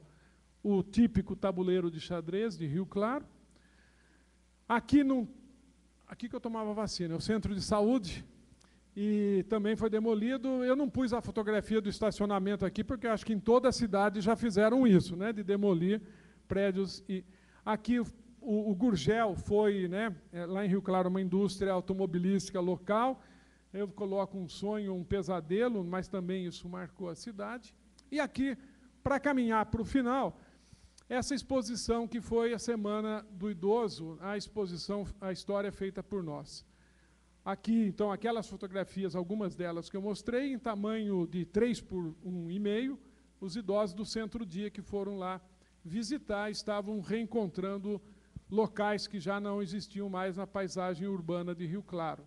Né, atentos, cada um, alguns com deficiência, mas, né, circulando e se animando, conversando e contando suas histórias. Esse daqui tem fotografias aqui dentro, então é como se fosse uma luneta, a pessoa dá uma olhada contra a luz e vê as fotografias antigas lá. Isso, de plástico. Aí, a atividade física, algumas coisas que nós fazemos lá na Unesp, né, tem um laboratório de atividade física. Aqui, só para lembrar que a gente está mais ou menos nessa... Não, esse ponto da curva é entre 25 e 30 anos, né, que é o ápice da funcionalidade. Depois há um declínio. Se a pessoa faz atividade física, ela pode inverter, ou melhor, mudar a inclinação dessa curva e não perder a funcionalidade durante muito tempo. Mas se tiver uma doença, essa funcionalidade pode ser perdida mais precocemente, seja doença física, um AVC, um derrame, né? Um infarto, um câncer, uma doença neurodegenerativa como Alzheimer, Parkinson, e aí a pessoa pode atingir o limiar da incapacidade mais precocemente. Mas também dá para fazer atividade física depois de estar doente. Com todas essas que eu falei, nós temos experiência de trabalho lá na Unesp em Rio Claro. Nós temos um grupo que trabalha com a doença de Alzheimer e tem um livro que está disponibilizado na internet, na Cultura Acadêmica, é a editora, Vivências sobre doença de Alzheimer na Unesp, um diálogo entre ensino, pesquisa e extensão, um sobre atividade física e envelhecimento de um modo geral, e estamos preparando agora um que vai ser sobre, o título do livro vai ser O que vamos fazer depois do trabalho. E não é happy hour, é happy years, né? É o que nós vamos fazer nos anos que nós teremos depois da aposentadoria. Reflexões sobre a preparação para a aposentadoria. Deve sair até outubro, provavelmente, na Cultura Acadêmica, que é uma editora ligada à Unesp. Esse blog, o site aqui dos 60 anos e mais, eu criei 2 anos quando eu fiz 60 anos, e está aberto a contribuições de todos, não só de 60 anos e mais, mas que preocupam com essa temática. Tem um grupo no Facebook do Conselho Municipal do Idoso. Quem quiser entrar como membro do grupo é só pedir e fazer parte do grupo. E aí acompanhar, também está aberto para público em geral. Tem muitas publicações aí de políticas, coisas não só que a gente está falando aqui, mas que acontecem no Brasil e no mundo. E também criamos agora para o programa de preparação para a aposentadoria da própria Unesp, e que também está aberto para a Prefeitura de Rio Claro. Aliás, prefeituras municipais que queiram discutir a questão da preparação para a aposentadoria, a gente podia demandar o CEPAM para fazer um evento nessa área, né? Então, eu sei que fica uma espada pairando sobre a cabeça dos técnicos de ficar fazendo planejamento e nem sabendo como será o amanhã. Mas a gente podia demandar esse trabalho e contar com a presença deles ainda por muito tempo. A Associação dos Funcionários Públicos do Estado de São Paulo, a FEPESP, também vem trabalhando com esse tema. Tem um vídeo disponível no site da FEPESP. A Marilis também divulgou recentemente o mestrado dela sobre preparação para a aposentadoria. E, para encerrar, um dia pediram para mim, olha, os 10 mandamentos da aposentadoria feliz, eu vou compartilhar com vocês para encerrar aqui. Posso? Primeiro, então, prepare-se para essa nova fase da vida, inclusive emocionalmente. Falar sobre isso, ouvir sobre isso, manter-se sempre ativo, caminhar, jogar, brincar, mas, sobretudo, dançar. É a melhor atividade física, um dia eu falo sobre isso. Participe de atividades culturais diversificadas, música, cinema, teatro, e não só como consumidor, mas também como produtor dessas artes. Mantenha os laços com amigos e familiares, construindo redes de suporte social, porque a gente fica com só a rede do trabalho e depois a ruptura é ruptura com toda a rede. Seja um eterno aprendiz, língua estrangeira, instrumento musical, pintura, o que for. É prevenção de Alzheimer e é uma integração social interessante. Curtir a natureza e associar isso ao turismo, partindo dos nossos locais mais próximos. Ter planos sempre e tentar realizá-los, participando das decisões, é conselho, é condomínio, seja o que for. Inclua legumes, verduras e frutas no cardápio, mas...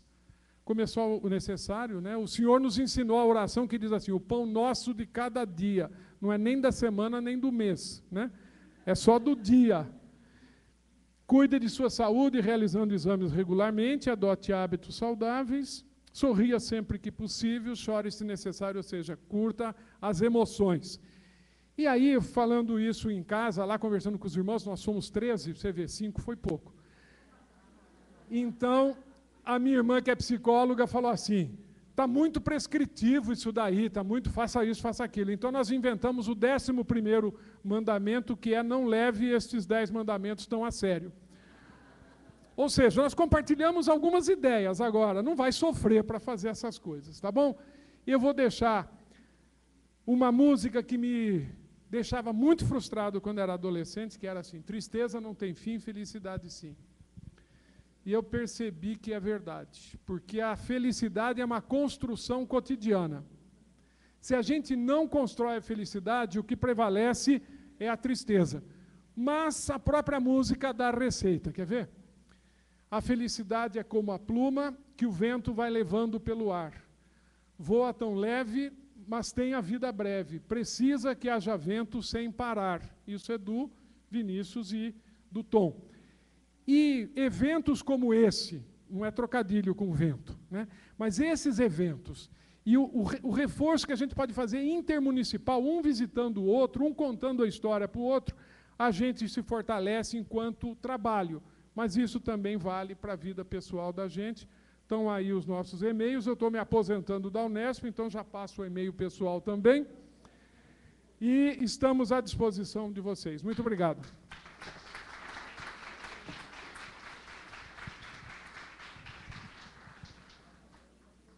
Agradecemos a palavra do senhor José Luiz Riani Costa e vamos agora dar um intervalo para vocês tomarem um café de 10 minutos. E quando retornarmos, daremos início à resposta às perguntas. Se ainda tiverem mais perguntas, por favor, aproveitem também esse intervalo para registrá-las.